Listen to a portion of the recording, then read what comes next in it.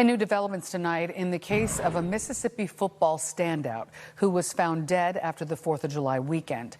Now, this case has drawn national attention, and now 2 civil rights figures are getting involved. Charlie Wojciechowski is live for us in the newsroom with the latest. Charlie.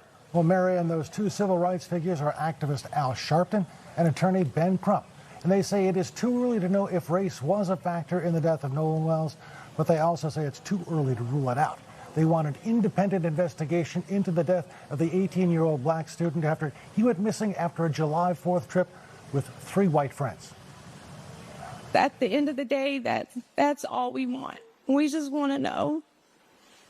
We just want to know what happened and why our baby didn't come home. Like that's our biggest thing. A plea for answers from the family of Mississippi athlete Nolan Wells after his body washed up on the shore of a remote island off the coast where he'd gone with friends for the 4th of July. Somebody had to see something. That's why it's not adding up. And that's what they're saying. It's just not adding up. At a news conference today with the Reverend Al Sharpton, Wells' family said they want an independent investigation into his death. One is already underway by the Jackson County Sheriff's Office. We're resolved to find the truth through all this.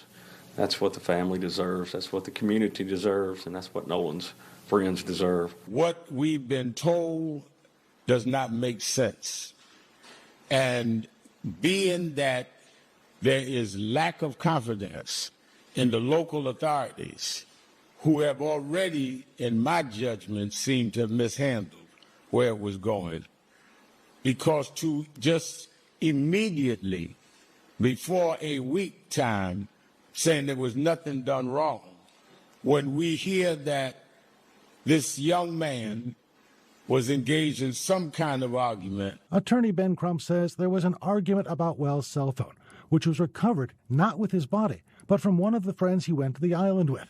His mother fears her son's social media was deleted. That's why we feel that things may have been deleted, was because of the fact that there was nothing in either one of his accounts. The family will conduct their own independent autopsy on Wells' body and is asking anyone with information or pictures that could shed light on what happened to the 18-year-old football star to come forward. We refuse to sweep it under the rug. Now, the family says it will turn Nolan Wells' cell phone over to police after their own expert conducts a forensic investigation. Funeral arrangements for the young man are still pending, but today Reverend Sharpton announced that he will be officiating that service, and it will happen in Mississippi. Back to you. So sad. Thank you, Charlie.